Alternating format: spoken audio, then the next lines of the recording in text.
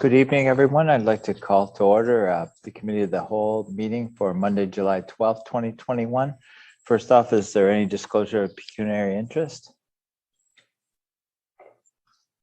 Seeing none, we'll move to approval of the agenda.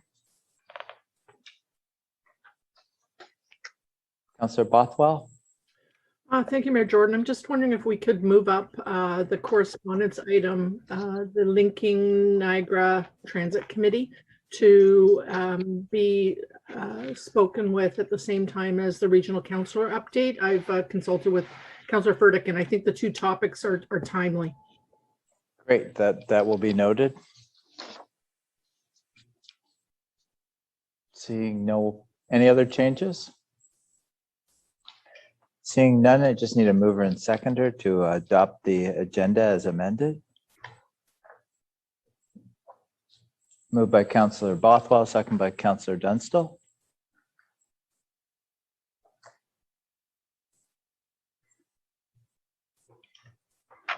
Moved by Councillor Bothwell, second by Councillor Dunstall. Resolved that the agenda for the Committee of the Whole meeting of July 12th, 2021 be approved as amended. All in favor? That's carried.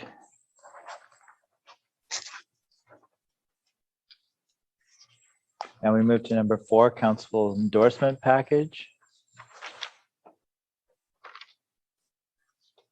Need a mover and seconder. Moved by Councillor Cadwell. Sorry, Mayor Jordan. Yes, Councillor Sharp. Endorsements, or we just endorse it? We're approving it.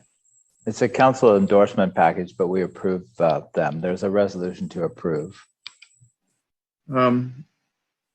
So I'm a member of the Green Committee, and we have. Yeah, in the essence of time tonight, we're not going to have reports on our committees. Well, I'm talking about the endorsement. So in the endorsement package, the Green Committee recommended, and we formed 2 ad hoc committees, one a tree planting committee, and the other was an award committee. And that's what we're asking council to approve tonight in this endorsement package. Just so you guys are aware of what we're endorsing. Great, thank you very much, Councillor Sharp. Yeah, thank you. All right, just need a mover and seconder. Moved by Councillor Frake, second by Councillor Dunstall.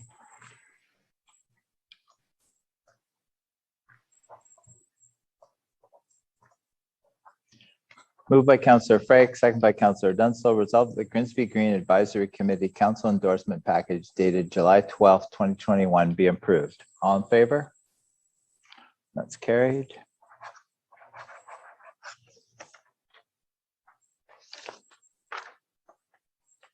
Need a mover and seconder for the Grimsby Economic Development Advisory Committee Council Endorsement Package.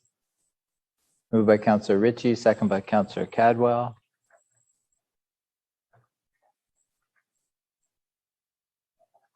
Moved by Councillor Ritchie, second by Councillor Cadwell. Resolved that the Grimsby Economic Development Advisory Committee Council Endorsement Package dated July 12th, 2021 be approved. All in favor?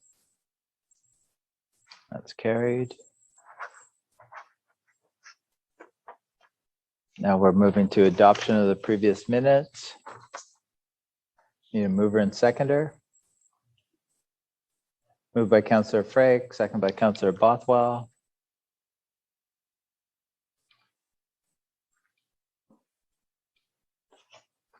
Moved by Councillor Frake, second by Councillor Bothwell. Resolved that the Grimsby Green Advisory Committee minutes of June 17th, 2021, Grimsby Economic Development Advisory Committee minutes of June 23rd, 2021, Committee of Adjustment of June 29th, 2021, Planning and Development Public Minute Meetings of June 23rd, 2021 be received. All in favor? That's carried.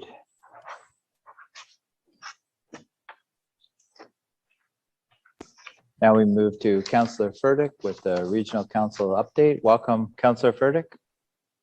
Thank you, Mayor, and welcome, Council. It's been a little while since I've reported to you, so I'll try and do it as quickly as possible. I'll leave the Lincoln Niagara Transit presentation that is in your package. I'll leave that until the very last because I know that Councillor Bothwell has some questions, and I do have some answers for most of her questions anyway. Well, the Niagara region actually supported Councillor Hewson's motion about the 16 days of activism against gender-based violence.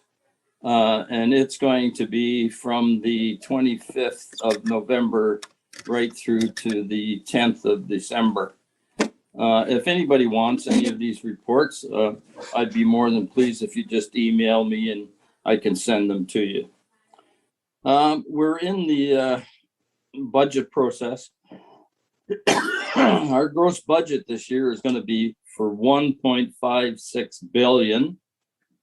And we will have a net budget actually of about 931.2 million.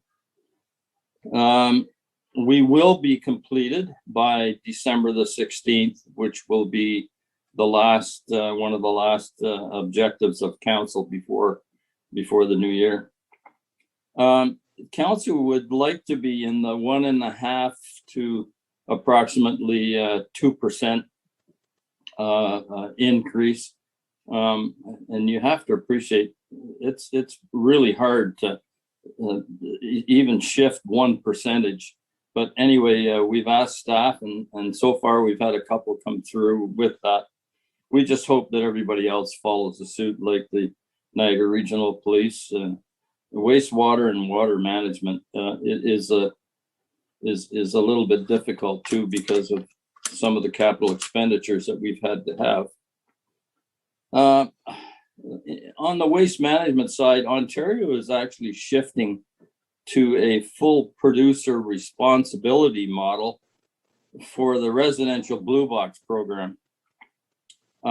This will supposedly transition with the region in approximately 2024. 2026 to 2029, there will be new sources, and the standardized material and establishing targets may change in that period of time. And hoping by 2030, all of the new targets will have gotten. The Niagara landfills actually right now are very well organized. The Humberson has about 25 years of capacity, and Grimsby landfill 12 has about 40 years. So we're pretty good. When we started off, I think it was about 15 years ago with the landfill site, that we said then we were going to have 50 years. Well, we're not far off. You know, we're down to the 40 years, and we've used it for about 15 years anyway.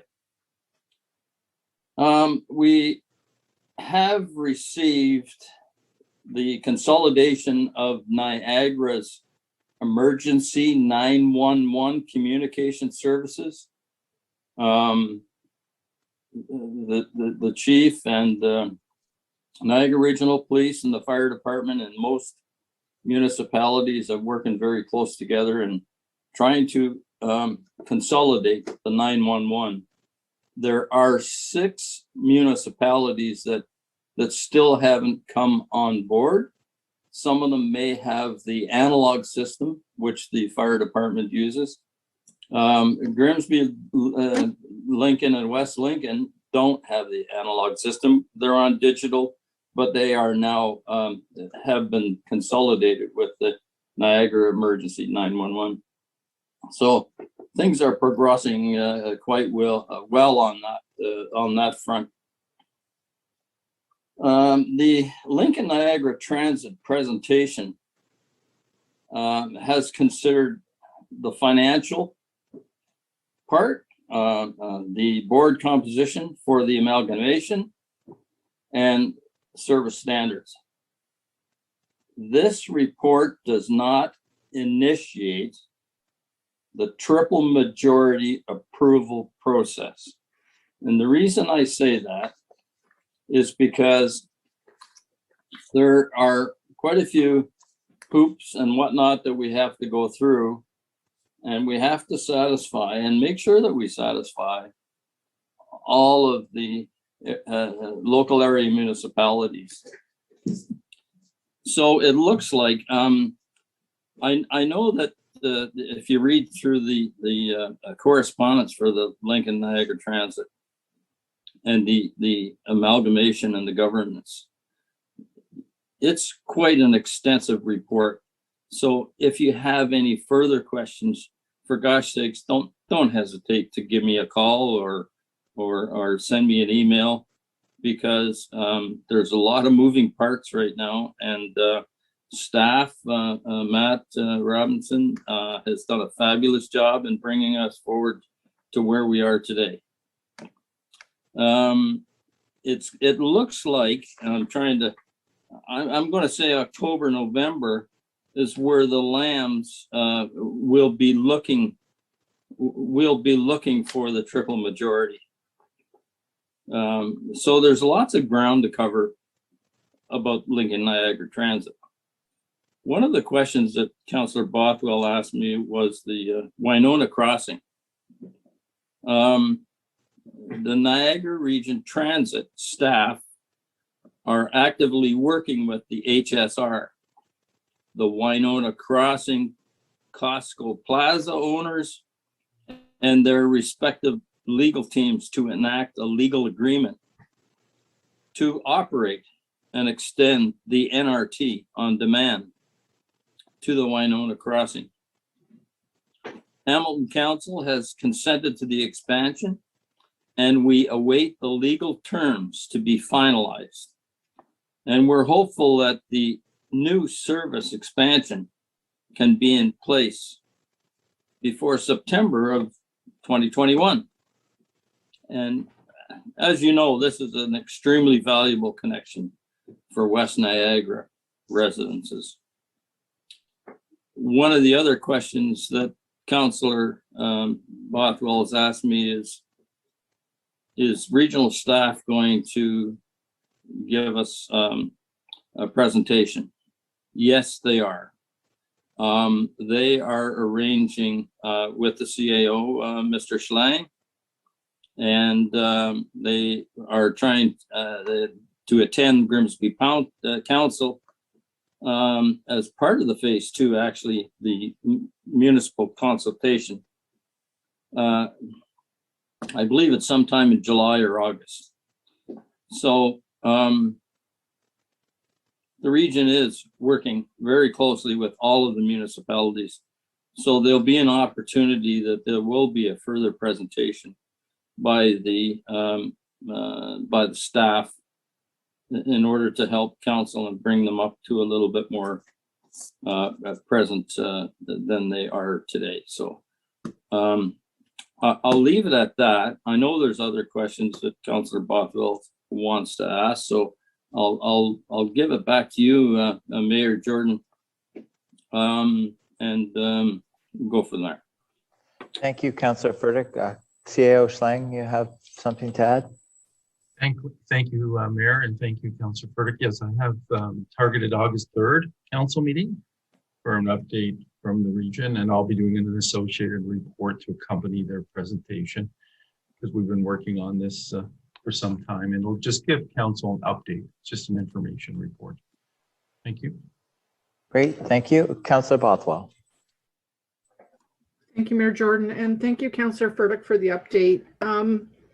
The correspondence piece that I'm referring to that we've moved up on the agenda it's 70 pages long, and it's quite detailed. It does give the presentation on where NRT has come and the governance model and some of the proposed changes through the phasing.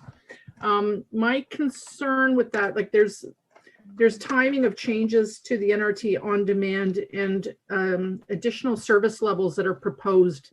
And from what I can see, it looks like they're they're looking at increasing the from 6 a.m. to 12 p.m. during the week and Saturdays and Sundays and holidays service, whatever.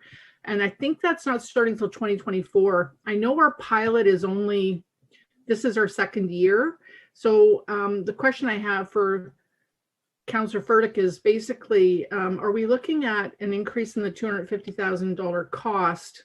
Because I think with the service delivery or the phasing till we get to that, there's an increase. I just wondered if you knew that, or if it might come out in the August 3rd meeting.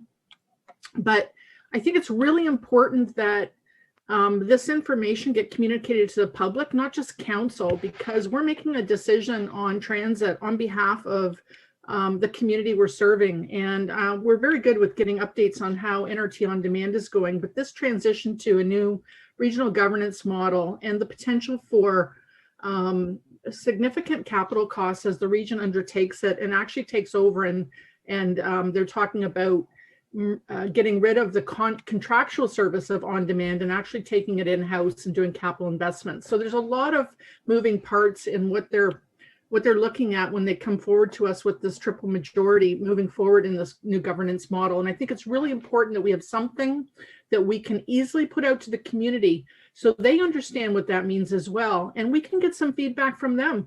Otherwise, we're just listening to the region come on August 3rd, and we're going to be making a decision without having some of that fulsome public input. So I'm hopeful that there's a engagement strategy to reach out through the town to the community to give them an idea of what's being proposed. It's happening very quickly. People are away for the summer on holidays. This piece of correspondence asks us as council to provide feedback on this document by August 25th. Then the triple majority is going to happen in October, November. So I think it's important that we have time to digest this document. And I know August 3rd, if the region's coming to speak to us, I just want to make sure we're prepared to provide a fulsome response prior to that August 25th deadline, which will mean our council meeting just before it. So I would hope that maybe CEO Schlang or Councillor Furtick can address how are we going to communicate this to the public, and how are we going to let them know what these proposed changes look like and seek some kind of input from them. Thank you. Maybe through the mayor, maybe I'll jump in there, Mr. Schlang. In reference to the increased costs, you'll see on the chart that it goes up to about $300,000 from $250,000. Having said that, there should be and there will be increased services that the region will provide in the on-demand service. Now, maybe it's providing more cars in order to do the on-demand. When you take a look at some of the numbers in reference to the capital, don't forget the buses, they only have a lifespan of 10 years. When it comes to the 10-year, they have to be replaced. So if you're looking in that chart, you'll see that some of those buses are going to be replaced. And you can't get away from that. Now, how are we going to get a lot of the public involved in this? The only thing that I can say is this is why I have said that let's deal with some of the minor questions tonight. This is a preamble of the next phase that we're going to have to look at and make sure that we've got our T's crossed and our I's dotted. I'm not saying that the public certainly should know about it, because we're spending public money here. They should know how much money transit's going to cost. Having said that, what we have to do, and I want council, you've got your 70-page correspondence from the Lincoln Niagara Transit Committee. You've got the response, the presentation. I suggest that you strongly go through all of those areas, and if there is specific questions, like I say, that you have, don't hesitate to get to myself or even Mr. Schlang. The CAOs get together and have agreed to I believe a lot of this, correct, Mr. Schlang?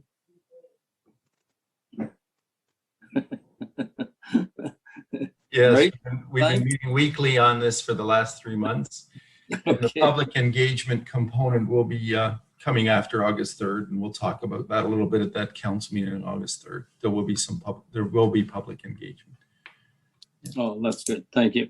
I knew there was. I'm not sure whether the CAOs were going to do it or whether the regions were going to do it, but I'm sure it's a combination of passing down to the CAOs to make sure that the public is engaged.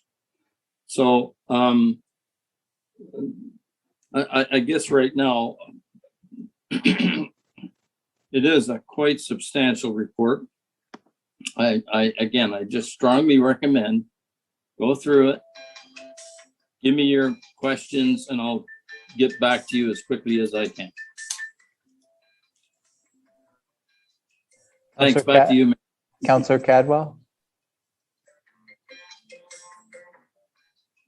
Yeah, thank you, Mayor Jordan, through you to Regional Councilor Furtick. Yeah, my question is not about transit. I just want to just get an update from you, and I thank you for looking into this, but an update with regards to the line painting along the South Service Road west of Casablanca. Just the reason being is the province is moving into stage 3 on Friday, which means there'll be a lot more traffic in that area. And again, the turning lane lines, they don't exist. So I would just hate to see an accident. I'm down there a lot. When the gym was open, I was down there even more. And a lot of people coming out of the gateway, when they make a left heading towards Casablanca, they're in the wrong lane. And I've seen that. So I just wonder if you could just give me an update. I know the weather's been bad, Councillor, for line painting. I get that.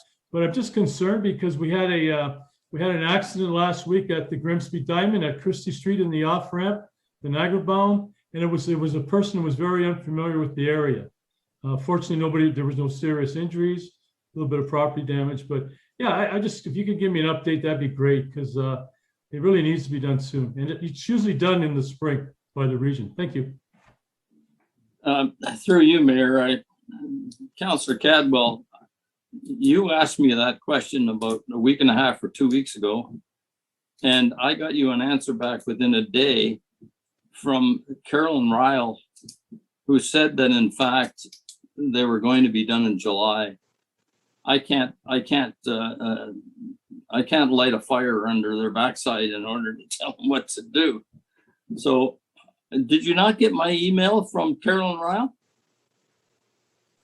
Yes, I did. But then again, with the announcement of phase 3, it's just going to be busier. I'm just wondering, maybe you could, from a safety perspective, you could maybe speak to them one more time to help out. Thank you. No, I did get the email and I appreciate what you've done, but I know it's going to be busier now, and it's not from a safety concern. Thanks. Well, the only thing I got to say is there's 12 municipalities, and unfortunately we're on the west end.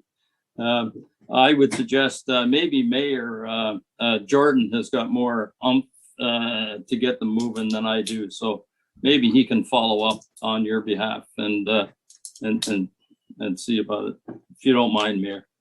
Sure. Thanks. Thank you. Councillor Sharp. Very much appreciate it. No problem. Councillor Sharp. Thanks, Mayor Jordan. So I just want to speak about what I spoke about the last time when we discussed this at council. I'm a little concerned about downloading the cost of transit onto all 12 municipalities. And I have some understanding of the way that they're going to split it among the municipalities, but what I'm hearing already is it sounds like our cost is going to go from 250,000 to 300,000, which is a 20% increase. And I understand that the prices go up and there's a bit of inflation going on right now. Like there's some benefits, right? I see that we're talking about, the report says standard operating hours across Niagara, but I'm not sure if we need the same operating hours in Grimsby as they need in Niagara Falls. And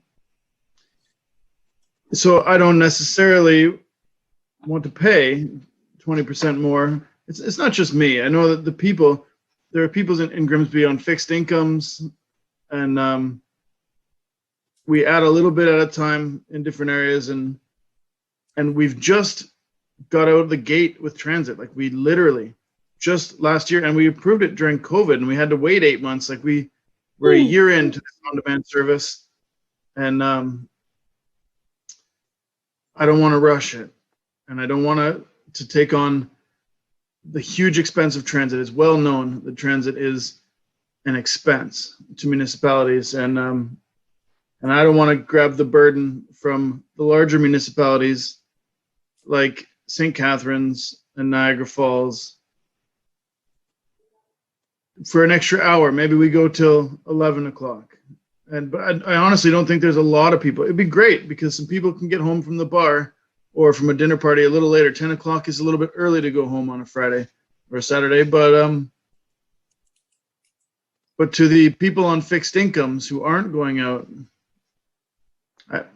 anyhow, this is one of the primary concerns I have, and this is something I'd like to hear a lot more about. So when they do bring our presentation, I'd really like to hear that most of the cost is going to end up in the larger municipalities, and that they're going to be really aware of how much cost they're putting on the town of Grimsby residents. And if they could be just super clear about that, I'd appreciate it. Thank you.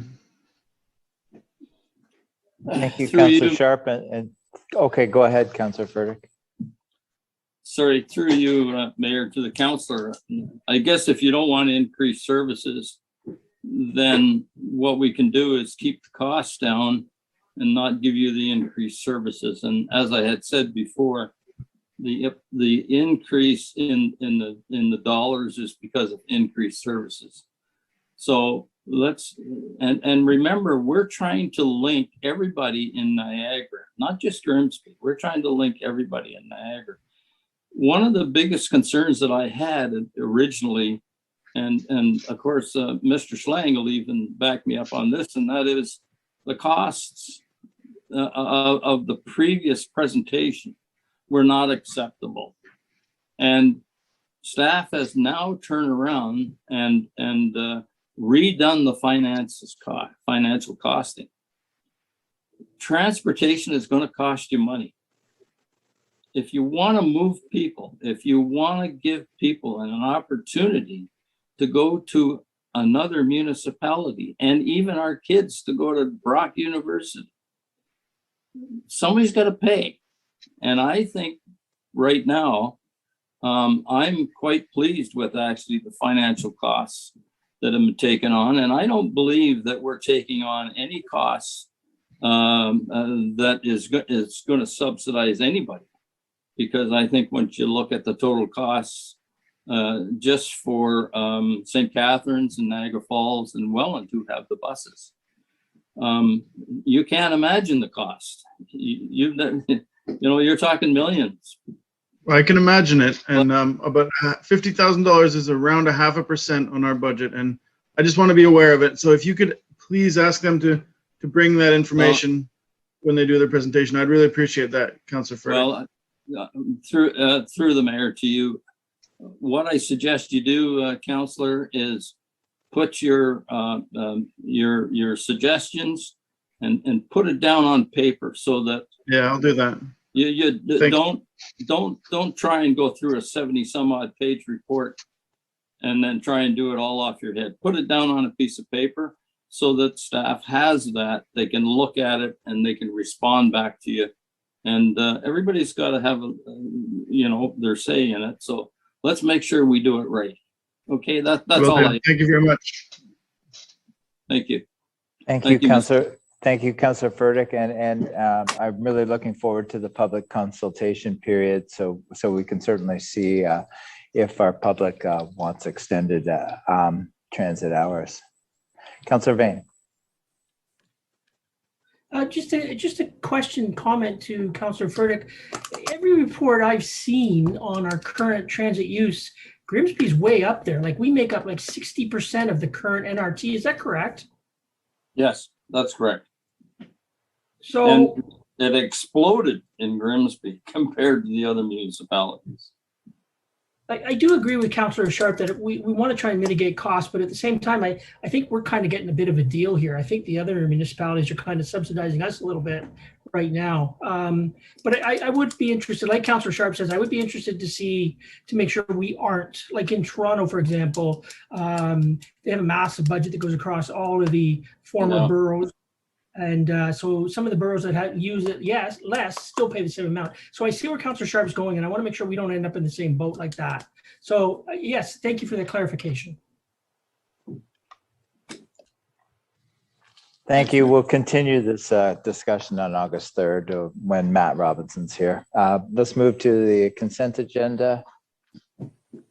Oh, sorry, we just have to pass a resolution to receive the correspondence. Mover and seconder, Councillor Sharp.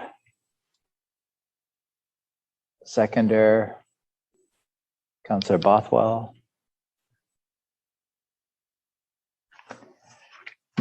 Moved by Councillor Sharp, seconded by Councillor Bothwell. Resolved that the correspondence under Administration and Finance pertaining to Region of Niagara update from the Linking Niagara Transit Committee be received. All in favor? That's carried. And moving to the consent agenda, Councillor Vardy. Yes, I'd like to lift 8. Pardon me, can you repeat that? I couldn't hear it. Okay, I'd like to lift 8.1A. All right. Councillor Sharp. Yeah, I'd like to lift 8.1B.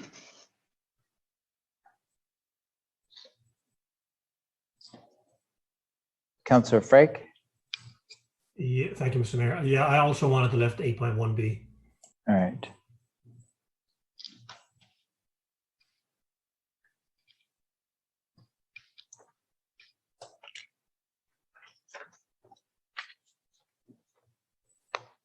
All right, we need a mover and seconder for the final consent item.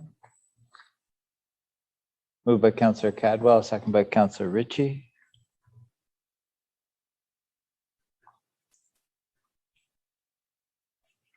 Moved by Councillor Cadwell, second by Councillor Ritchie. Resolved that the Committee of the Whole hereby approves the following items and that the various consent items be approved on the recommendation as contained therein. FIN 2112-2020 Development Charge Reserve Fund Statement.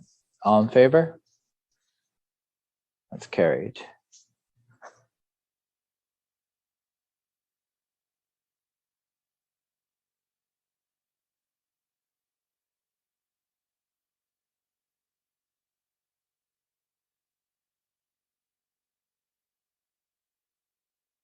All right, so we're going to move to 8.1A right now, information request from the Committee of the Whole on June 7th, 2021.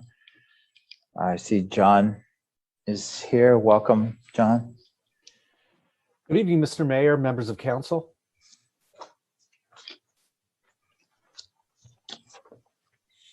Should I, who would you like to talk to it through you, Mr. Mayor?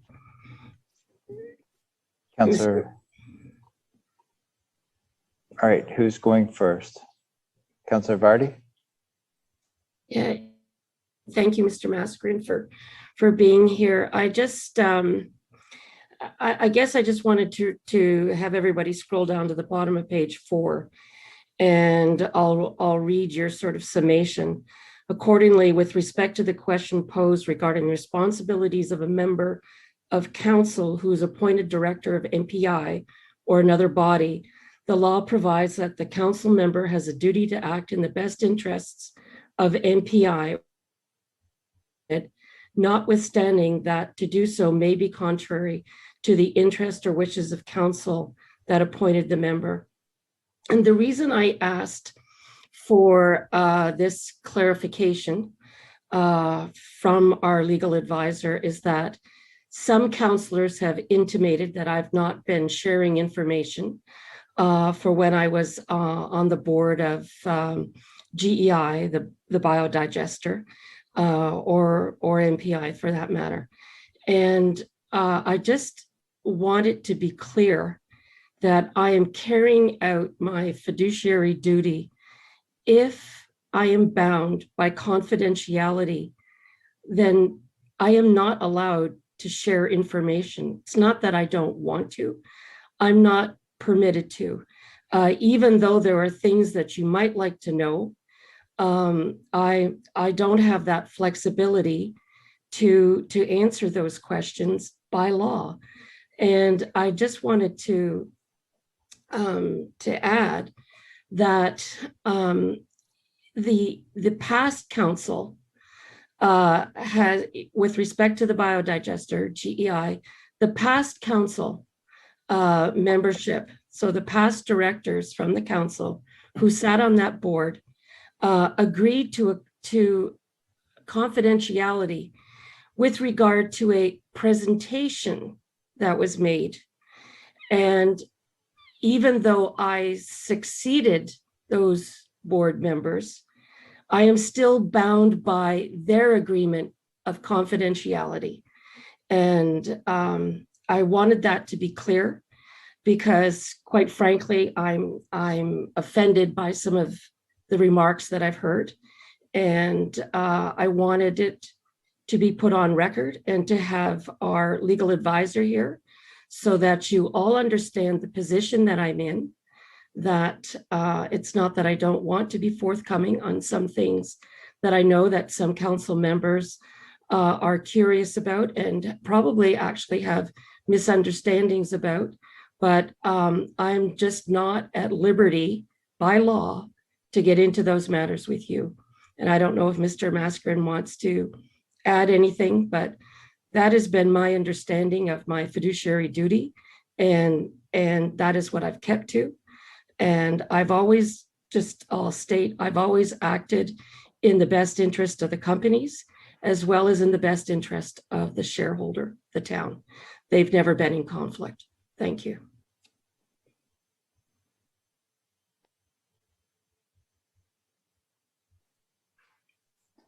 Councillor Ritchie.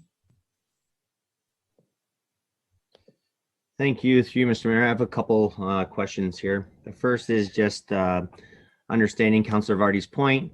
I guess my question to that is I think that as a council, if we are the majority shareholder, so essentially the owner, if we wanted that information, would we not just have to pass a motion?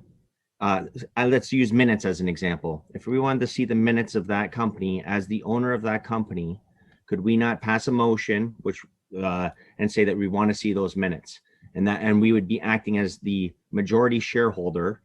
Is that, are we allowed to do those type of things? That would be to Mr. Mascarin, if that's sorry. I'm sorry, through you, Mr. Mayor, to Councillor Ritchie.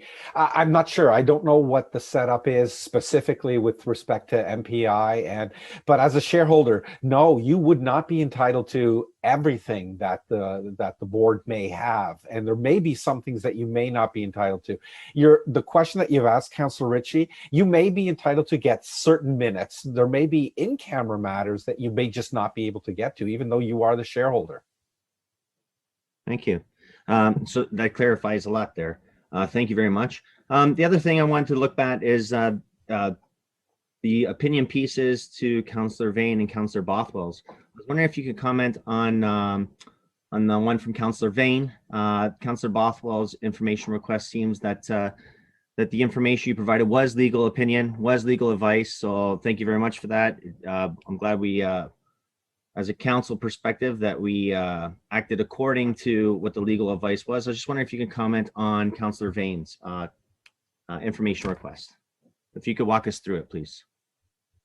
Certainly.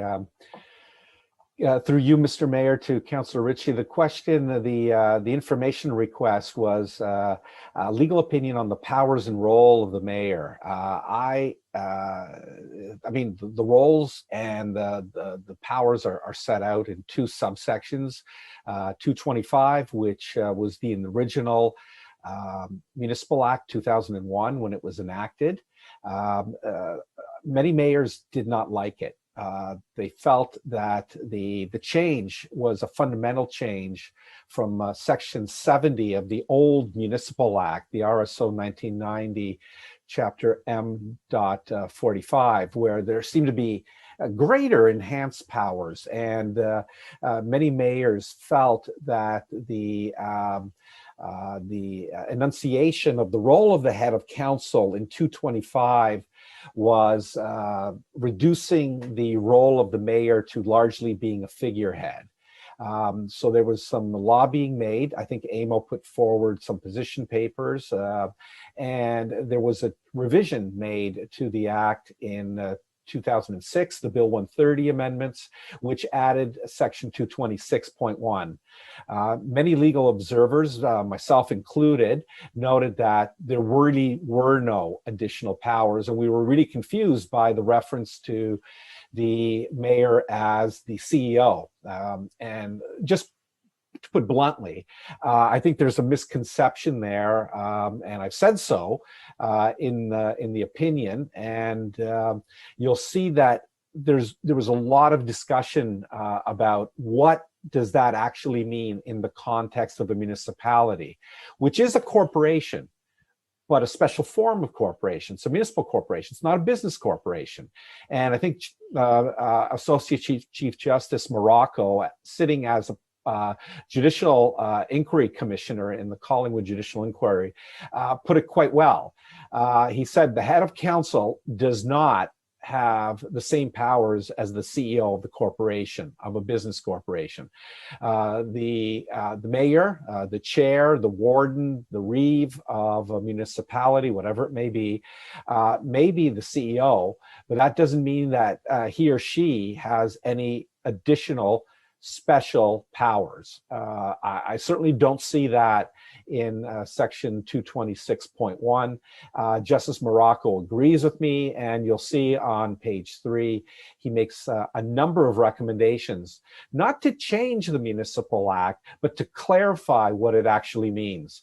I think I've cited several examples in the opinion. I think it's well stated that really we have a weak mayor system here in Ontario, like many other jurisdictions across Canada.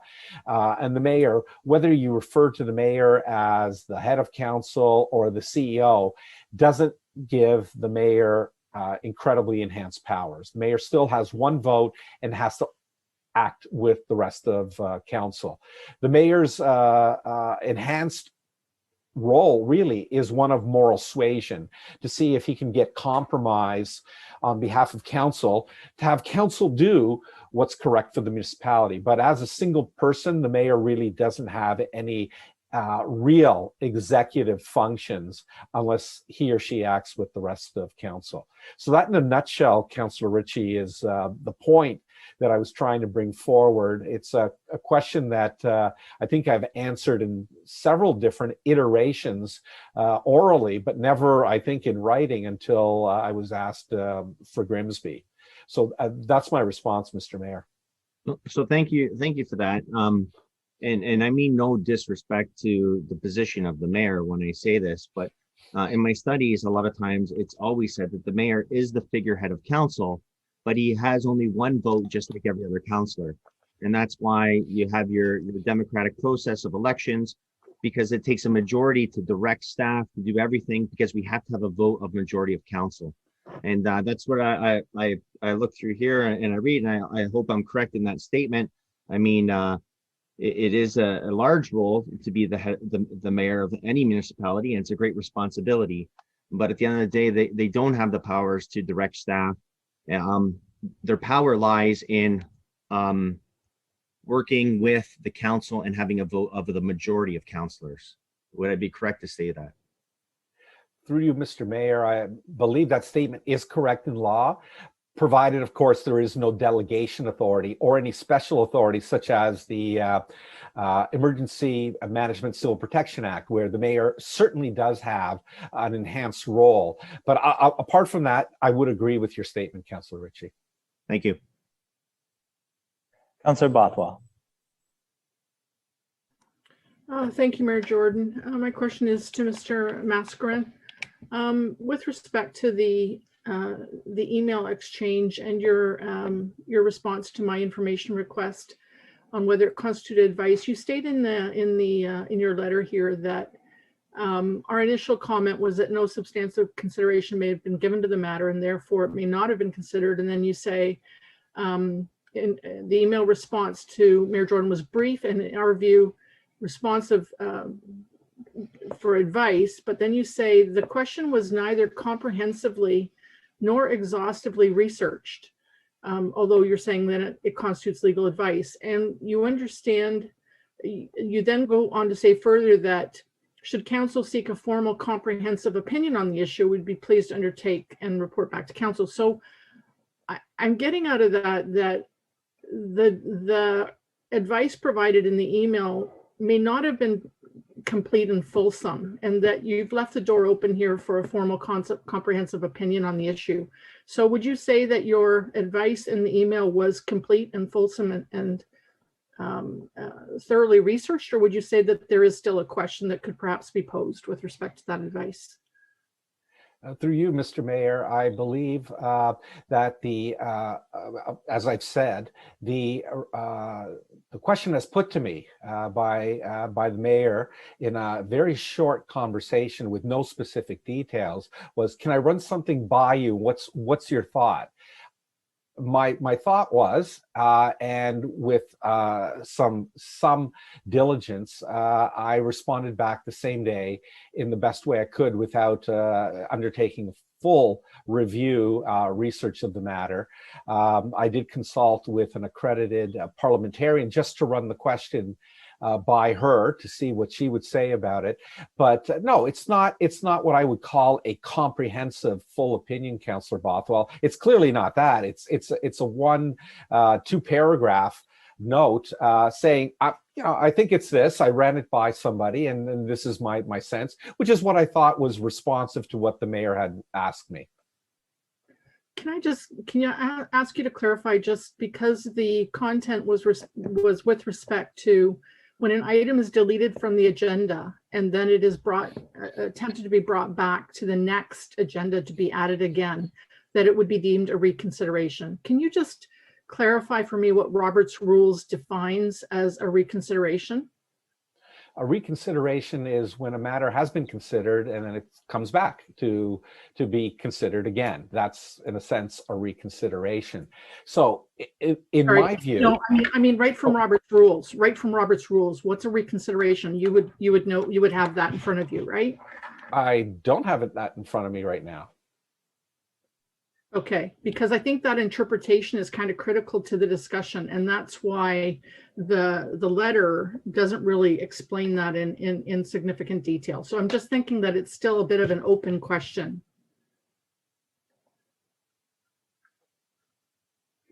Because the definition of matter and reconsideration under Robert's Rules really haven't been defined in this. Okay. Anyway, I guess my question is just and you've answered it by saying that the door is still open for a more fulsome discussion should council wish to do so, right? Council can always certainly come back and ask me for an opinion, and I've said so. If you'd like a fully researched, considered opinion, we can certainly do so. Yes. Okay, thank you. Councillor Vardy. Thank you, through you, Mr. Mayor, to Mr. Maskrin. For me, I guess the question hinges on the definition of consideration. So if you have an item on an agenda and you take that item off, that item still hasn't been considered. It's never been discussed. It's never been open to any kind of discussion. So how you can't consider something if you don't know its content. Would it not be implied in the fact that it was never discussed, that it was never considered? Through you, Mr. Mayor, to Councillor Vardy. In fact, I think it was discussed by the very fact that there was a decision to remove it from the agenda. So therefore, there was a discussion of it. And I believe that's why it's a reconsideration if it were to be put back on.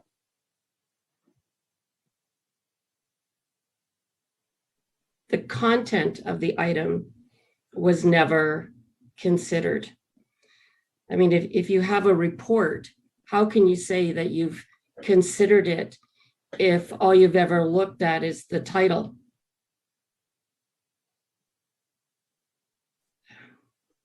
Through you, Mr. Mayor, again, I'll restate it in perhaps a different way.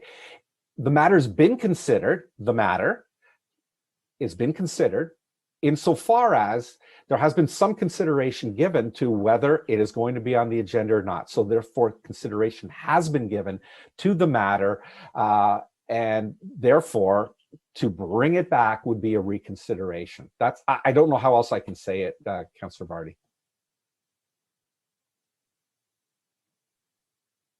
Thank you. Councillor Ritchie.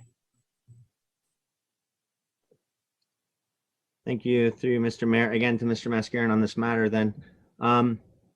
So if we were to ask for a more fulsome report and on this, and I believe, I don't know, like normally when you're looking at things, there's certain tests that you want to go through and to see if it meets these tests and so forth. What would the chances, and I think you're a very bright, one of the best municipal lawyers in the province, maybe even in Canada. So I was just curious when something like this, what's the chances that your opinion would change on this matter, doing a fulsome, comprehensive review? Through you, Mr. Mayor, to Councillor Ritchie. Well, I'll be honest, Councillor Ritchie. I gave this some consideration, but I'll be honest. I did not go back and look at chapter and verse of everything that had happened. I looked at the procedure bylaw, which I did not find that specifically addressed the matter. It just so happened that I was working on a procedure bylaw for another municipality, and I was working with the parliamentarian, decided to pass the question by her. And we discussed it a little bit. And she said, I know what you're thinking. And this is my original reaction to the mayor. I said, you know, Mayor Jordan, I understand what you're asking. There's been no substantive consideration of the matter. So therefore, you don't think it's been considered. I understand. Let me think about it. And she's, you know, she said it has been considered. She pointed out a section in Robert's Rules of Order, and I agreed with that. But I'll be honest, Councillor, I haven't gone back and gone back and looked at it. I understood, I think, what the question was, and the matter was, is there something that was front of council where there was a motion with a mover and a seconder and a vote?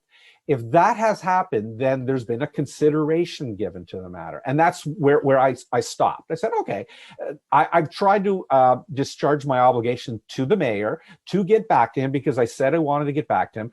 But I was never asked to look at any specifics. I didn't even know really what the matter was.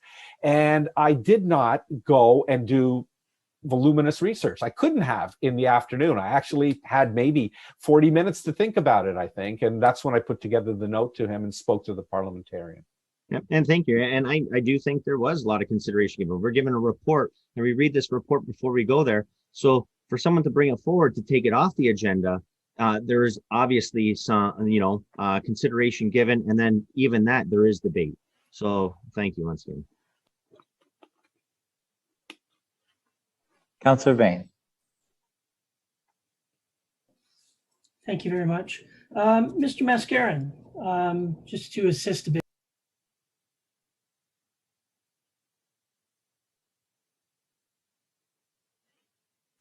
I think Councillor Vane is muted. Councillor Vane, you're muted. Great. That was such a wonderful speech. I did such a good lead up to that. Thank you, Mr. Mayor. Mr. Mascarin, this is for clarification. Councillor Bothwell asked you what the reconsideration is in Robert's Rules, and I just happen to have a copy of Robert's Rules here. It says the purpose is to reconsider the vote on a motion. So I'm going to have to agree with what you're saying, even though it was just an off-the-cuff thing. I don't see the purpose in spending thousands of dollars to have a further discussion on this. If something's voted down and then brought back, it's a reconsideration, as you stated. And I thank you for that comment.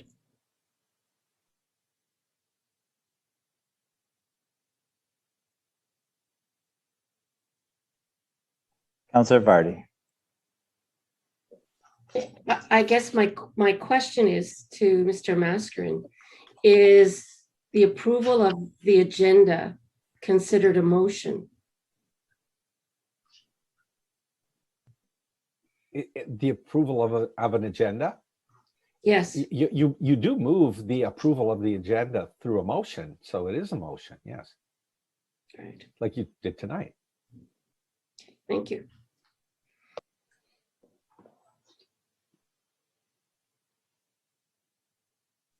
Councillor Frake. I'd just like to call the question. I think we've had enough of this. Did you? Oh, okay. Need a mover and seconder? Moved by Councillor Frake, second by Councillor Dunstall.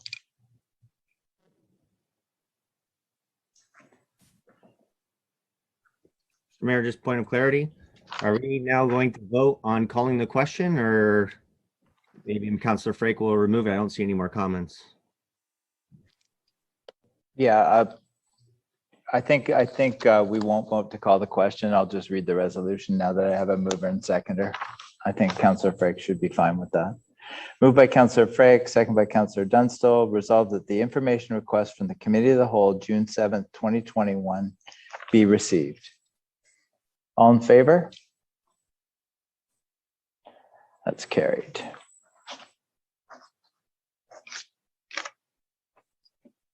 Thanks a lot for coming out, John. Have a good evening. Thank you, Mr. Mayor. Good night, Council.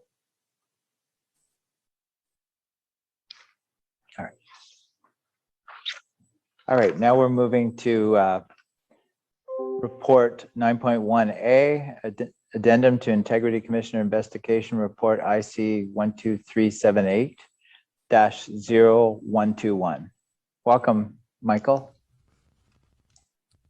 Good evening, Mr. Mayor, members of council. Thank you for having me.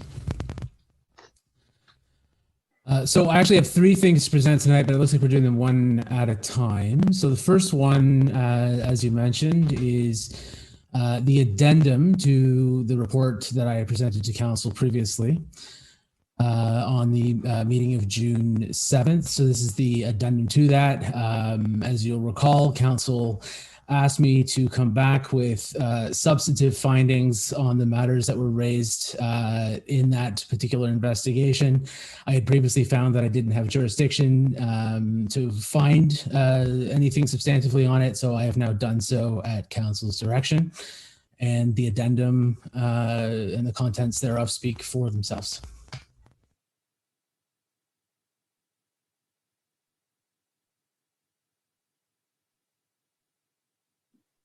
Councillor Vardy. Thank you, Mr. Maynard.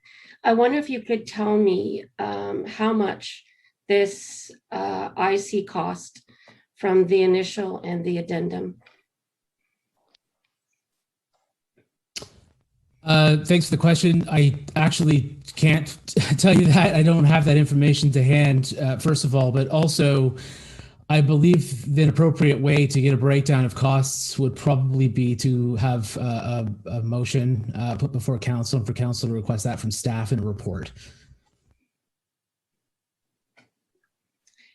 All right, thank you. Well, thank you very much. So, however, You're welcome. It did cost money. What is your hourly rate? If you don't mind my asking, is that permissible? I believe I haven't actually reviewed it. I believe the hourly rate for the Integrity Commissioner Services is $350 an hour. And can you tell me roughly how many hours it took you to do this report? I don't have my dockets right to hand, and again, I think that's Ballpark it. it's a good way of getting at the answer. Ballpark it. I will decline. I'll decline to do that, and I'll allow you to deal with that through a report requested of staff. Was it more than 20? Thank you. Was it more than 20? Point of order. Councillor Vardy. Councillor Vardy. Councillor, I'm not going to answer that question. Yes, thank you. Well, thank you. I think, if I may, I think my point is we've all been using the IC process a little too much. And I personally don't think it's the best use of taxpayers' money. Sometimes I think you have to just accept an apology and move on. Accept that sometimes people will say something and not necessarily mean any great harm. And it's in my own personal view, I think it's important to be, you know, we're all adults here. We've got big shoulders. I'm just, this is just my plea to my colleagues to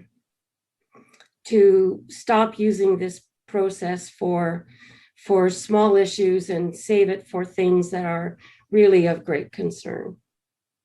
Thanks. Councillor Vane. Just to add to those previous comments, I think we're spending a little bit too much time focusing on the costs of these different investigations. And I think if we look at the root causes, a lot of them are very justified. If we want to look at costs, I think there's other things that we spend a lot more money on than these. I know sometimes people try to make these out as being bad things, but they have a place, and that's why they've gone wild across Canada. There's all kinds of Integrity Commission complaints at all councils across Canada. It's quite an interesting thing. I've seen it written up a few times.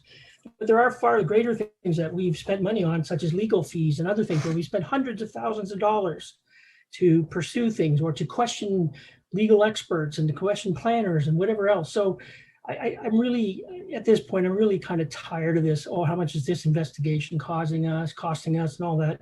If we want to look at costs, let's break it down, and let's break it down by councillor. And let's do that. That's a great way of looking at it. So if we're going to continue doing this, then I will continue to push to break down by councillor what we've cost the town. So just my thoughts. Thank you. And thank you very much, Mr. Maynard, for coming out and doing what we've asked you to do. We appreciate it. Thank you. Sorry I didn't hit mute when I cleared my throat there, so I apologize if I cut across you.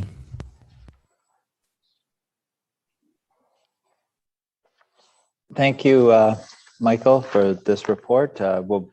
We need a mover and seconder for this one, and then we'll move to the next one. Mover and seconder. Moved by Councillor Vardy, second by Councillor Ritchie.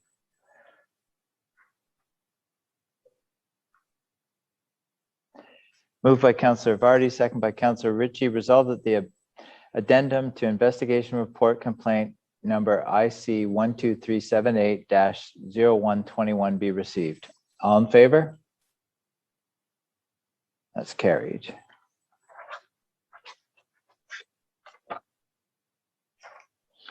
Now we move to IC report 1382 or 13852-0521, Sharp versus Bothwell. Michael. Thank you. And again, through you, Mr. Mayor, this was a complaint that I received from Councillor Bothwell regarding Councillor Sharp. This report was completed on July 2nd and provided to both members of council. And again, I think that the report itself is fairly comprehensive and speaks for itself, so I don't have any comments to make about it this time.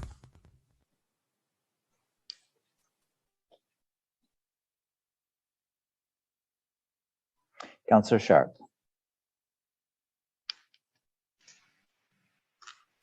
Thanks, Mayor Jordan.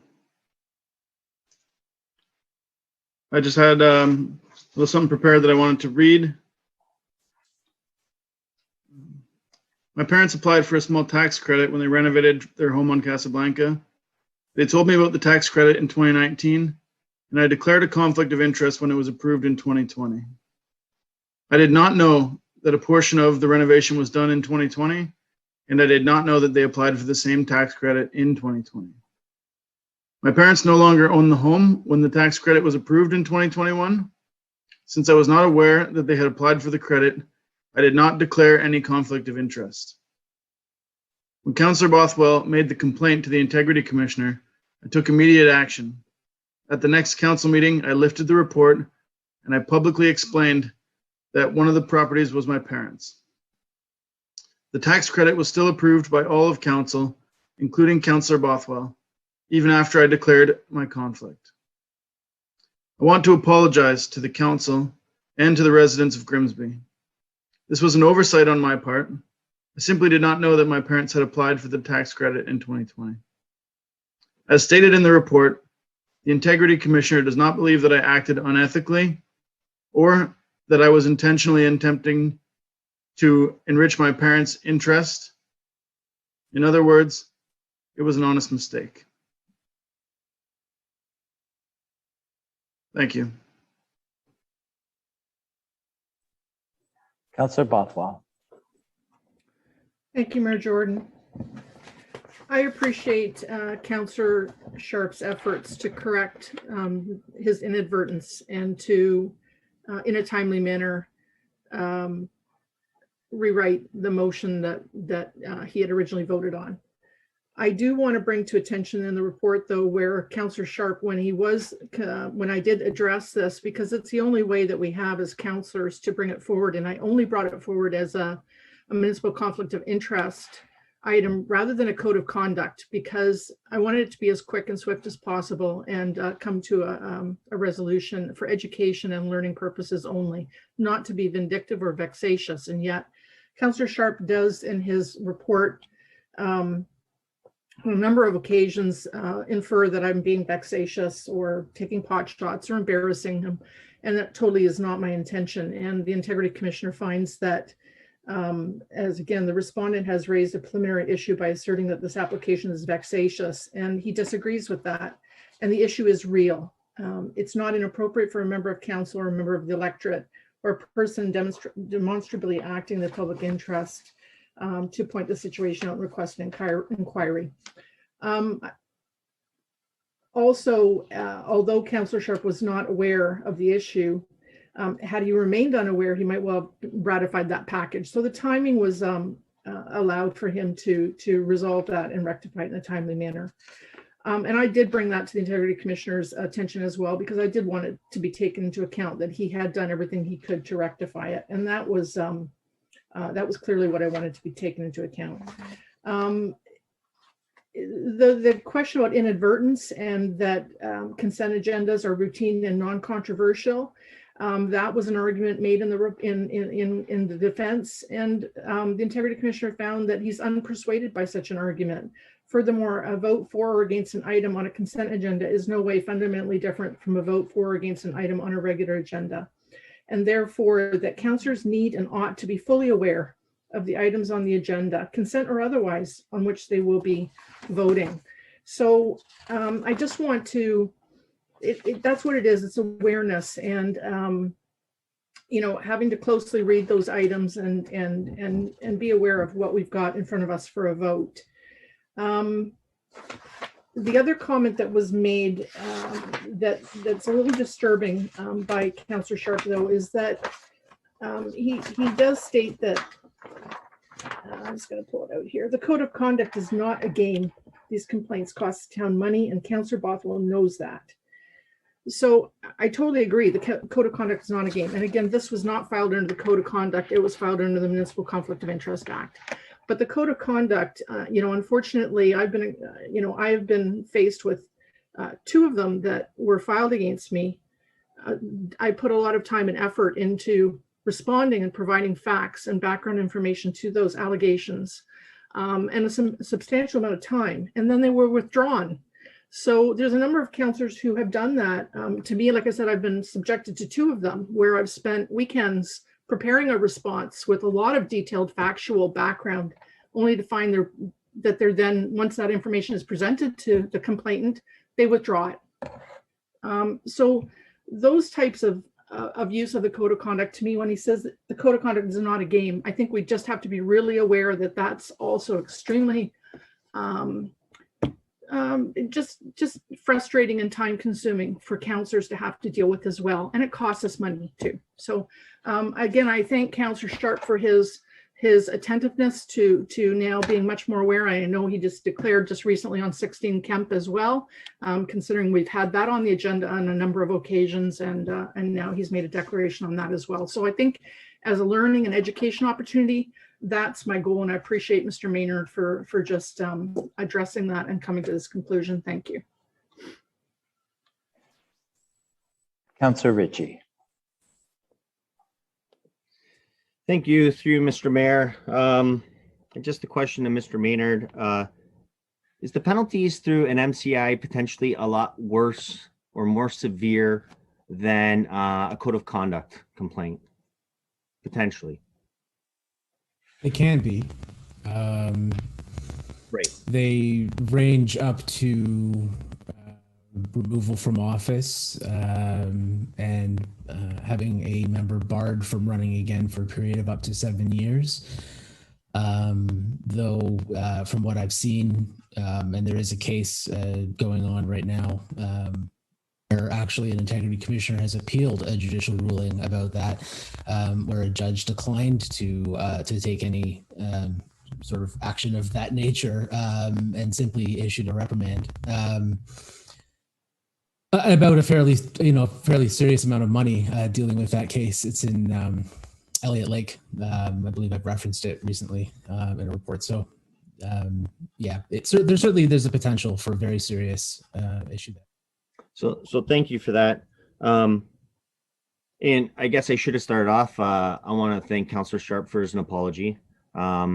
It was a total of $734.87 that this council unanimously passed to endorse to give back to on the tax exemption, so a rebate. And I know none of this is a joke, and it all needs to be taken serious, but things can be overseen sometimes. It happens. Councillor Sharp, I don't think had anything to hide. He declared a conflict in 2019. I mean, but so his parents got a tax rebate of $734, and here we are talking about education that you want to teach people.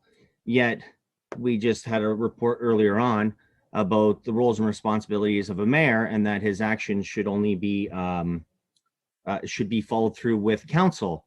And I think there was a $1,300 bill that that certain councillors that you can go back and look at the recorded vote supported some of those actions after the fact. And so I have a hard time myself thinking that if we're going to talk about education, then we need to educate ourselves on all matters and take everything serious instead of just pointing out certain things. Now, don't get me wrong, Councillor Sharp did apologize to this, and I say thank you very much. But I just find, you know, maybe sometimes we shouldn't just pick and choose. Thank you. Councillor Vardy. Thank you, through you, Mr. Mayor. I just want to add on to something that Councillor Bothwell said. I too have been a recipient of a complaint, which was then withdrawn after I put many, many hours into the development of a response. And I can only surmise that this was done as a form of harassment. And I'm quite upset about these kinds of misuses of the integrity commissioner, of the integrity commissioner process. And I just don't think that that it's right or that it's ethical. And those of you who have done it, I'm very disappointed in your behavior.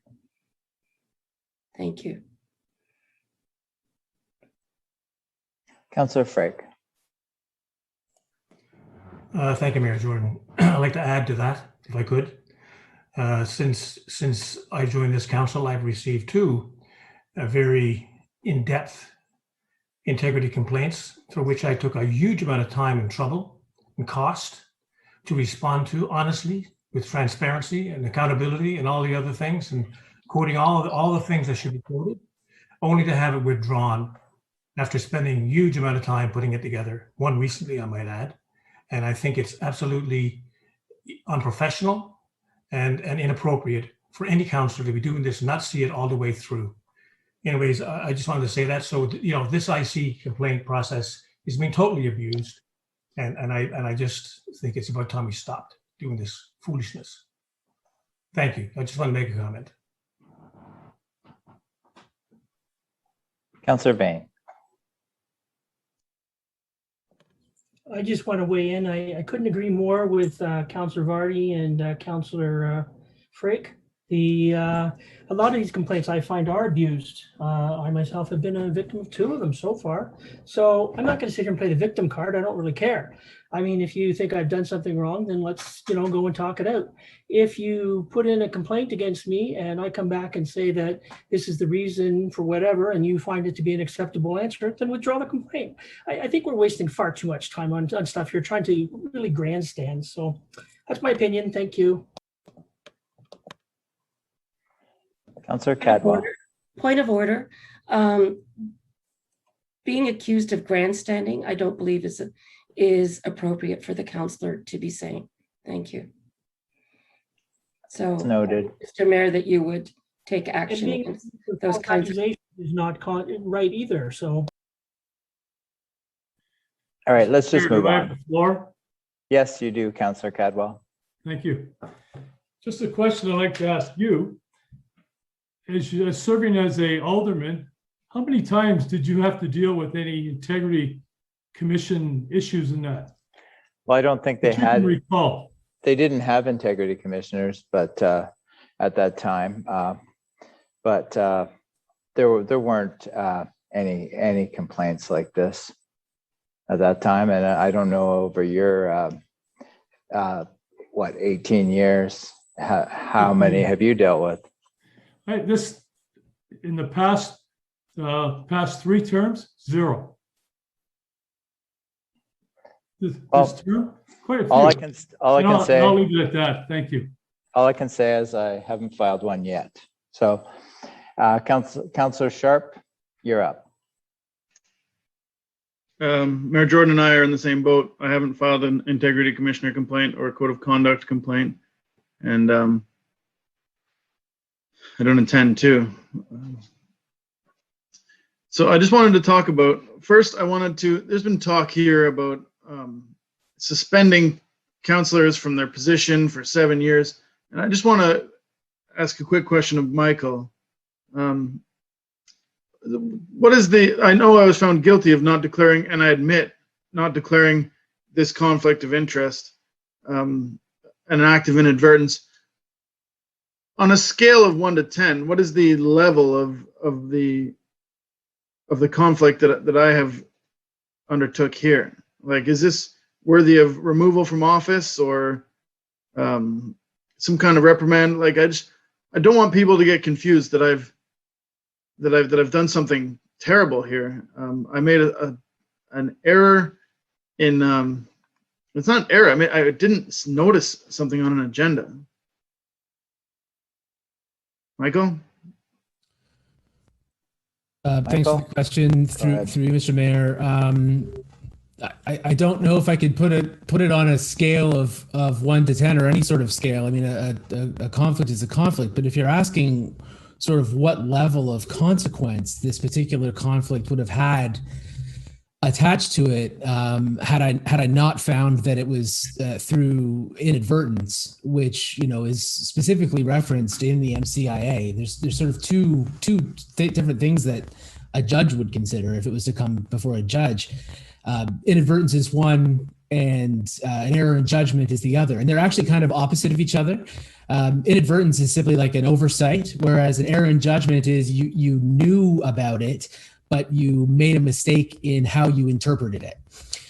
In this particular case, if I had found that that it wasn't a matter of inadvertence, or on the opposite side, an error in judgment, I likely still would not have applied to a judge for a determination. as I think at the end is a fairly minor amount that we're dealing with, and also because you specifically took action to try to correct it once you figured out that there was a problem. So if I had not found inadvertence, I don't think I would have applied to a judge. I honestly didn't go through all that calculus because of the finding that I made. But as I sit here now, I probably would not have applied to a judge. To take it a step further, because I think that's probably not the answer you're looking for. If I had applied to a judge, would you have been turfed from office? I mean, I can't sit here and speak for a judge on a hypothetical case, but based on the case law that I've seen in other cases, as I just said, there's one that's unfolding currently. There's an appeal by an integrity commissioner to the Court of Appeal because the case was brought before a judge of the Superior Court of Ontario. And the finding there was it was a significant amount of money compared to this particular case, and the judge did not remove the member from office or ban them from running for a period of 7 years. So I would hazard a guess that would probably not be the outcome in this case either. Yeah, thank you. I just wanted to I hope reiterate, that this answers was, the question. no, it does. And I just wanted to reiterate, this was a $734 tax credit. My parents partially demolished a home and did an addition to it. It was completely vacant. And when you do that, you can apply for a small tax credit because the house is not occupied. And they did, and they got $734.80 something cents. I don't know. But so I just want, one other thing I wanted to make clear was that on this report, there was not a name. It wasn't like, okay, Mr. and Mrs. Lashford or Councillor Sharp's parents, or there's only an address on this report. And this wasn't the address where my parents live.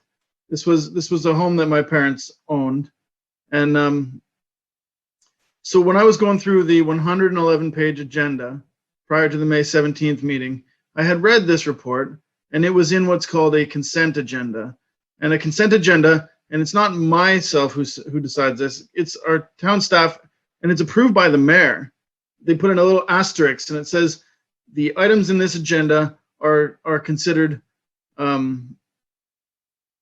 routine and non-controversial, and that's approved by the mayor of the town. And so it's not that I don't read our consent agendas, it's that I don't pay an extra amount of attention to the details on those agendas because they are routine. And my mom actually put it to me. She says she's a dental hygienist, and she says, like, when the dentist comes into the room, he asks the hygienist if she has done a checkup on the patient. And Councillor Sharp, you're getting off topic. I'm going to move to Councillor I'm going to get back on now. topic, Mayor Jordan. No, give me a because second. you've already repeated this.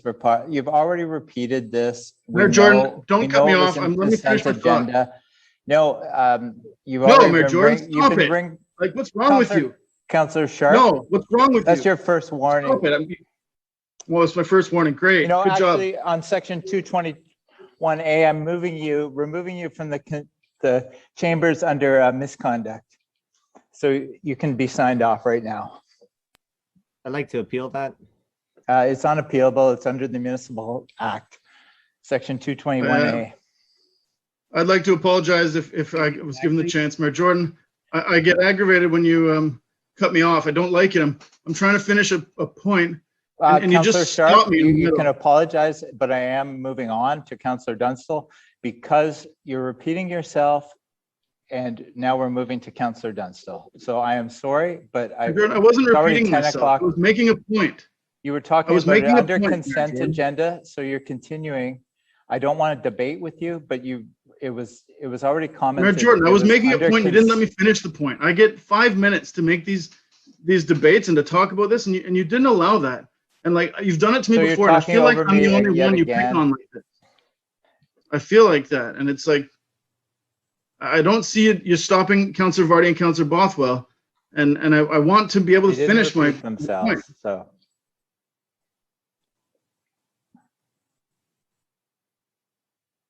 All right, Councillor Dunstall. I just wanted to call the question, please. I think. Thank you. Yes, thank you. All right, so do we need a vote to call the question, or are there no more speakers?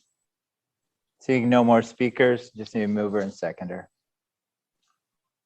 Moved by Counselor Cadwell, second by Counselor Dunstall. Mayor Jordan, I'd like to call a point of inquiry, please. You said section 221 of the Municipal Act? Yes, 221A. Or 221-2, sorry. I think. I might have had the numbers wrong. 241, sorry, 241-2. I wasn't familiar with it, that's all. Thank Yeah, you. it's 241-2. All right, sorry about that. Moved by Counselor Cadwell, second by Counselor Dunstall. Resolved that the investigation report IC 13852-0521 be received. All in favor? That's carried.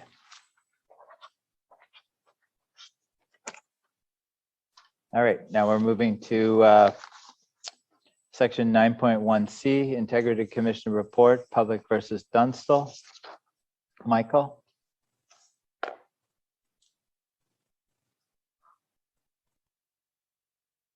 There we go. Unmute myself.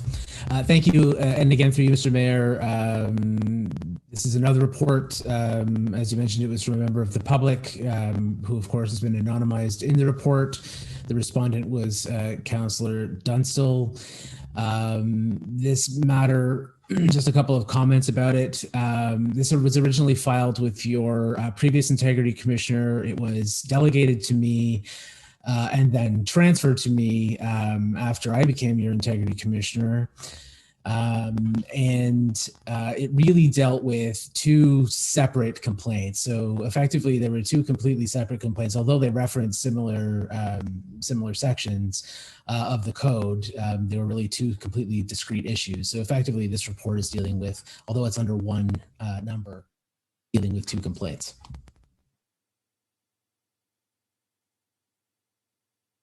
Sorry, as with the previous, the report, I think is comprehensive enough to speak for itself. All right, thank you. Need a mover and seconder? Moved by Councillor Cadwell. Seconder, Councillor Sharp. Moved by Councillor Cadwell, second by Councillor Sharp. Resolved that the investigation report IC 12000-1120 be received. All in favor? That's carried.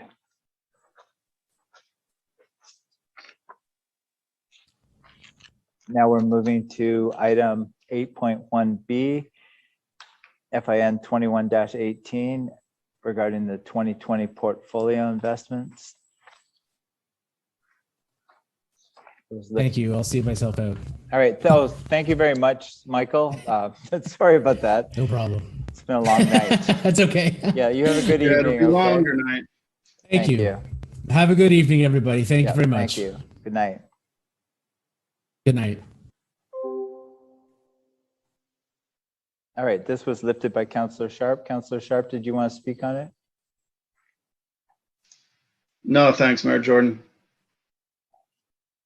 All right. Any other speakers on it? Councillor Frake? Thank you, Mayor Jordan. Just a couple of questions. I don't know if Melanie is with us or not. Oh, she is. Thank you. Hi, Melanie. Just a quick question, or a couple of questions, actually. I noticed that Coast Capital is represents about 60% of our investment portfolio. Is that normal to have one investment to be that high? I mean, 60% of the total portfolio? I mean, it seems like a bit high. I think it's nearly 60%. And the other question is, do we use a broker to decide who we invest with, or do we ourselves decide on that as staff? Just those two questions. If you can answer those for me, that would be great. Yep, absolutely. Through you, Mayor Jordan. I'll answer the second part first and then go back to the first part. So we do use an investment broker. We use Queensberry Investments. My understanding is this broker has been in place with the town for quite some time, and they do make all investment decisions on all three of these accounts. Whenever funds are available, they're presented to the investment broker, and they would seek the market and determine what's available within our risk tolerance.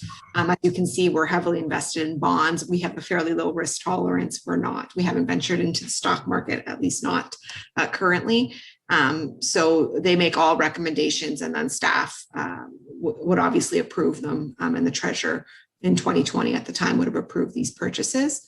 As for the second part of your question, which was, is it normal to have 60% in one investment? It actually is 3 separate GICs, although it is in the same company. It is 3 separate investments. They were invested in at different times with different interest rates. I can't speak to whether 60% is high or low compared to others, but 3 different investments at those values is consistent with your portfolio. They are GICs. The limits in the Investment Act are for more things like stocks and bonds and other things. So GICs are considered fairly low risk investments. There is much more flexibility in how you could do that, and having those 3, if those were the 3 most competitive at the time, it wouldn't necessarily be unusual, but I can go back and double check, look into that further if required. But no, I'm glad to hear that Coast Capital is invested in 3 different portfolios. They're just managing those 3 for us. Yes, okay, that's good. I'm just glad to hear that. So it's not 60% in them, it's 50% that they're managing for us across 3 portfolios. Okay. It's 3 separate investments with 3 completely separate timelines, interest rates, even though it is in Coast Capital. Okay. They are different. And how long, what's the time frame of these investments are invested in these investments? How long? Is it 1 year, 2 years, 5 years? I would have to go back and look at when they were acquired. I'm not sure I have that readily available. You can see from the chart in Appendix A, they all mature at different times. One matures in April, November, and June. But I don't know if they were 1-year purchases or 2-year purchases. I could easily go back and get that for you and provide it tomorrow, but I just don't have that detail in front of me this evening. Okay, appreciate that. If you don't mind. I know with bonds, bonds can be longer term, but I know with GICs, you have a limit.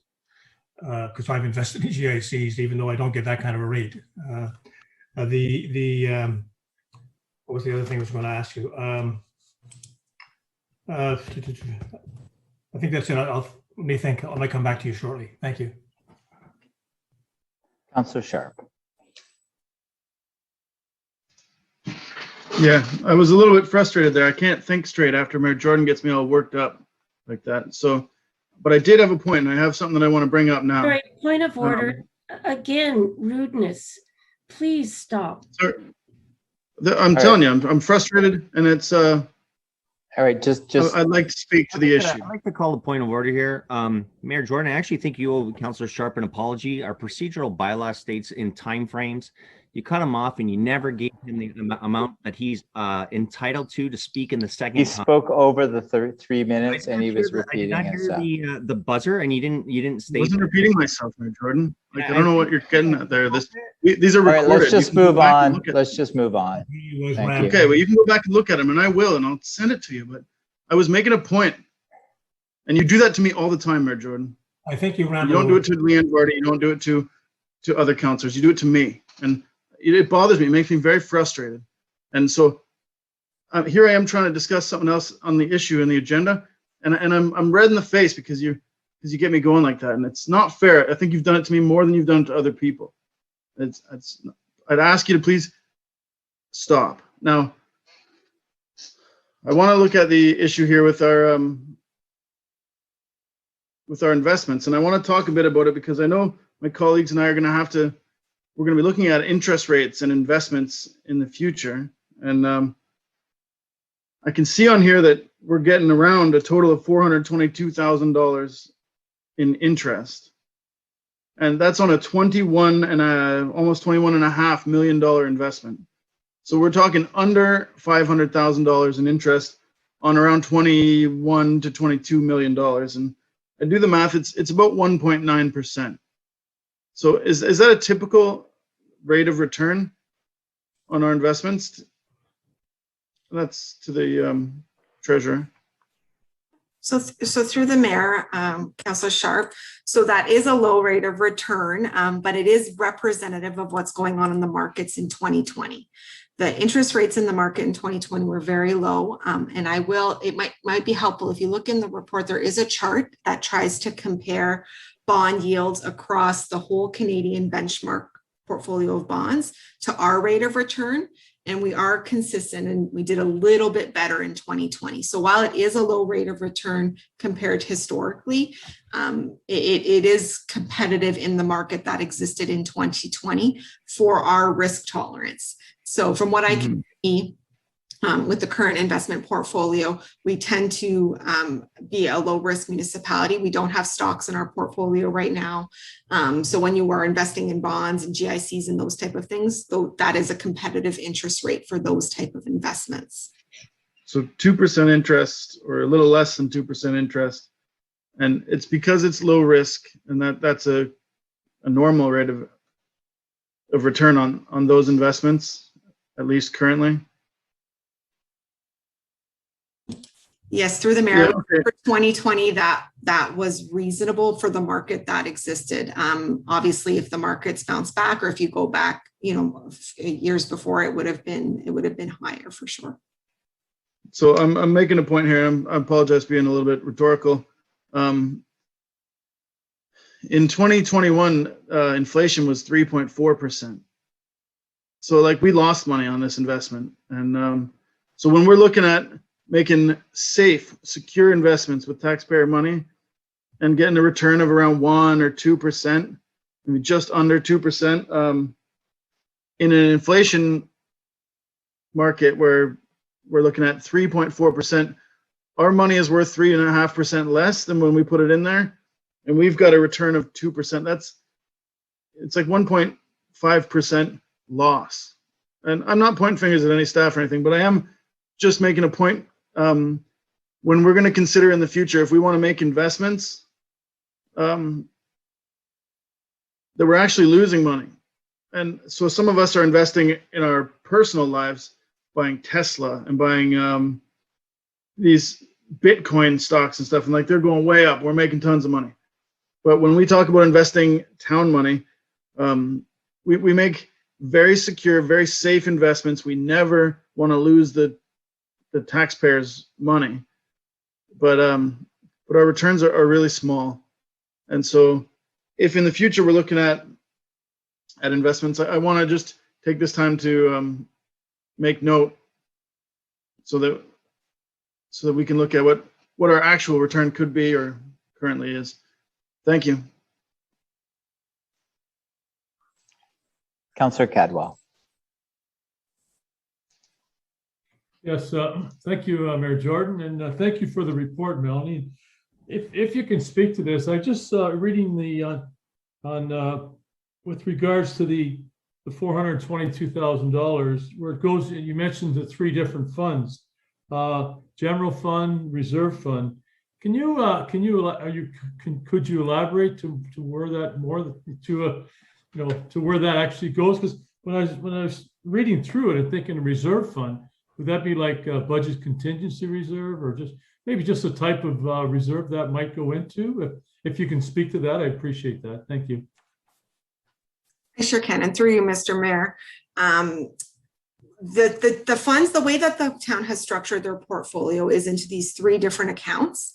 The interest that's earned in each of these accounts, we earmark that interest for the specific purpose. So the interest that's earned in the reserve fund portfolio is basically allocated back to the obligatory reserves that we hold at the town. So that's development charges, that's parkland dedication. If you look at the list of reserve funds, anything that would be considered obligatory, we allocate that $222,000 with a weighted average across all of those reserves. Great, thanks for the clarification, Melanie. You're welcome. Councillor Bothwell. Thank you, Mayor Jordan. Melanie, appreciate your report again. I think that ties into my question. The trust fund, it identifies the trust fund as the cemetery investment income. And I've raised this at budget time, that the line for investment income in the budget reports that we get has been zero the last 3 years, 4 years, not showing. And I said, how come we're not showing any investment income in that direct line for cemeteries, for the 2 cemeteries that we have? And somebody, I can't remember the CEO or somebody had mentioned that it just all rolls into one big pot. But this is, as you said, a dedicated trust fund pot that needs to be identified and reported on separately. So I'm hopeful that we're going to get back up to speed and see this actually on the line item where it belongs with the cemetery investment income for Queen's Lawn and the one on the Mountain Cemetery. Is that, if you could just clarify that? And also, is there anything else when I look at the total portfolio investment for cemetery for a trust fund? It's a significant amount of money. Is the only thing that is related to the cemeteries? Thank you. So through the mayor, yes, definitely, that's only the cemeteries. So that $1 million or so in investment is directly related to the $1 million that we're holding, that we collected for cemetery service. So there's a direct correlation there. As far as how we allocate that interest income for the cemeteries or the trust funds in particular, we do a trust fund statement. I don't know if this is going to help or answer your question. And we do show that $20,000 as interest income, and then we show it allocated right back into the fund. So it's from a financial reporting perspective, we are transparent and show it on the statements, but it isn't in and out. And I don't know if that's maybe what's causing some confusion at budget time, is it doesn't necessarily get budgeted as a revenue source for the cemetery, but it goes in and out, and we do transparently show it on the statements. And you'll see that when we bring the consolidated financial statements and trust fund statements to council next month. Yeah, I think it'd be good to see, because it has to stay within that cemetery line. I'd like to see that investment income actually reported on in the revenue on the budget statements. Just, it was previously, and then it kind of got dropped in like 2016 or something. So I take it, and we can look at it again. It'll be an in and out, because that's the way that we do it. But I think if there's value in disclosing that, there's no harm in my mind in doing that. I'll have a look. Just because it is its own separate account, like a trust account, and it has its own separate dedicated. So I just wouldn't want to see it get rolled up somehow. So that's all. Thank you. Mayor Jordan, if I could, I do have the answer to Councillor Frick's question around the timeline of those investments. I did double check, and those Cap Coast GICs they were all 1 year investments. So purchased in 2020, maturing in 2021. I thought, but thank you. You're welcome. Councillor Bain. Hi, Melanie. Just a quick question. I thought I read somewhere, and I know you'll know the answer to this. Are we not limited in what we can invest in as a municipality? Are we not forced to go into bonds and GICs? And having said that, for people who aren't as a risk averse as others, that sounds like a good rate for a GIC. I know I was looking at some stuff that was a lot lower than that. So, but I'm just saying, I guess the question is, I just want to confirm that we are restricted to certain types of investments. We can't go into high risk investments in stock market with reserve funds. Is that correct? So through the mayor, we are definitely restricted on how much you can hold in different types of investments. So stocks versus bonds versus GICs. And it's in the way that the Municipal Act is written is to encourage you to not take risks. It's intended to do that.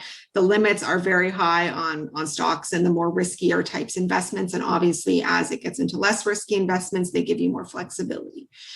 So the Municipal Act, it does gear that way. As far as the exact percentages, I don't have them all on the top of my head, but I could certainly get them. But I hope that answers your question. Thank you very much. Thank you for your answers, Melanie. Seeing no further questions, we just need a mover and seconder to receive this report. Moved by Councillor Frank, second by Councillor Ritchie.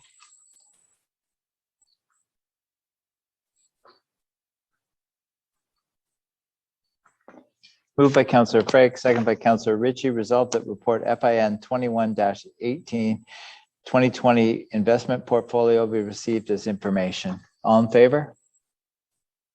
That's carried.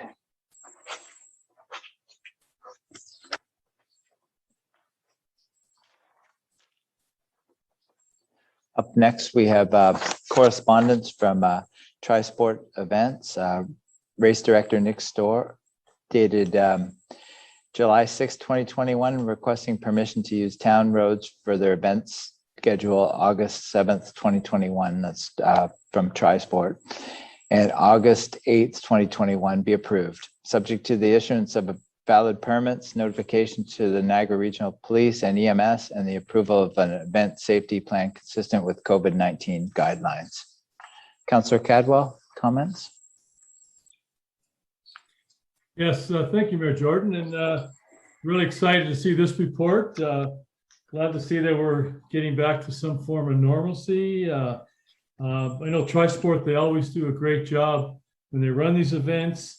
I did speak to Nick Stair today. I just want to get a bit of history. So the first Iron Girl was held in 2013. So it's been they missed 2020, obviously. So he said it's been over about 7 to 8 years. And I just want to throw some numbers out. This is fantastic that Trisport have raised over $150,000 for Canadian Cancer Society.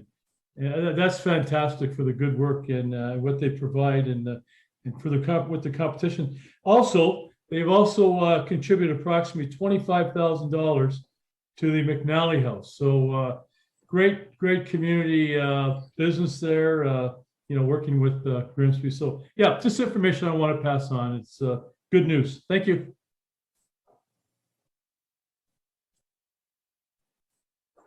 Thank you, Councillor Cadwell. Yes, it is good news for the community and nice to see that an event taking place again, actually.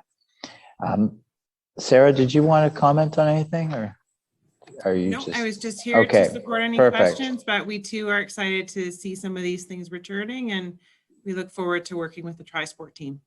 Great, thank you. So just need a mover and seconder. Moved by Councillor Frake, second by Councillor Cadwell.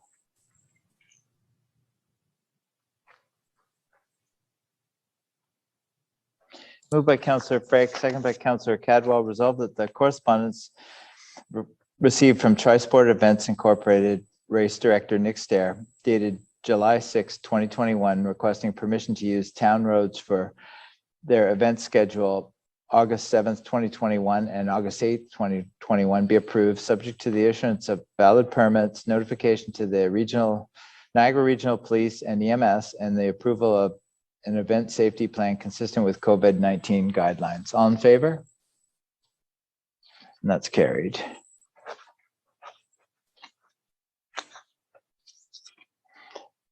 Up next, we move to section 13, notice of motions. The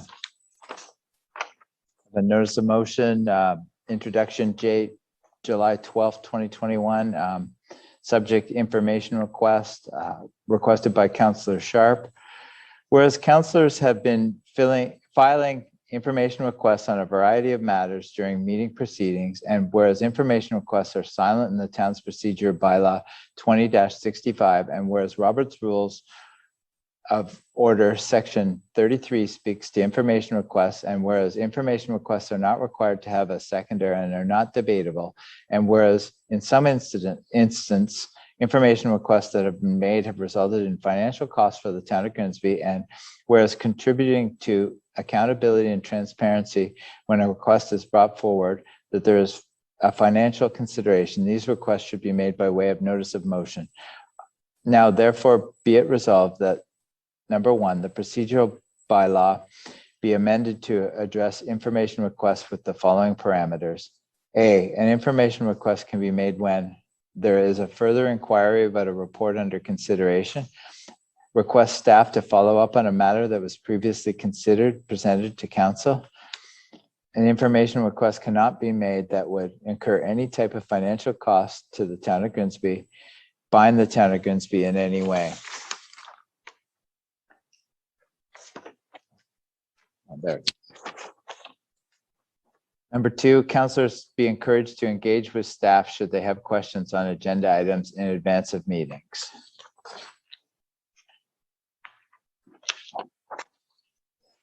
Notice of motion acknowledgement. I acknowledge that this notice of motion will be given consideration at the July 19th, 2021 Committee of the Whole meeting. All right, now we move to number 14, correspondence.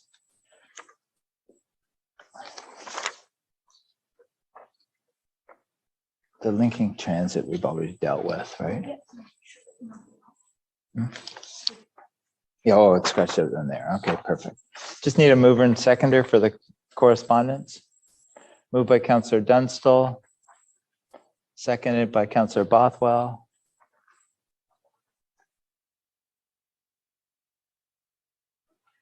Moved by Councillor Dunstall, second by Councillor Bothwell. Resolved that the correspondence under Administration and Finance pertaining to Province of Ontario Ministry of Attorney General, Niagara Peninsula Conservation Authority correspondence regarding Report 41-2021, Niagara Peninsula Conservation Authority, Conservation Authorities Act Phase 1 Regulations Guide, NPCA comments, Niagara Peninsula Conservation Authority 62nd Annual General Board Meeting highlights, Region of Niagara Watershed Plan draft for consultation. All in favor? Oh, there's another one on the next page, sorry. Resolved that the correspondence under the planning development pertaining to Niagara Regional 2020 end of year growth report and 5-year growth trend be received. So all in favor of all those? And that's carried.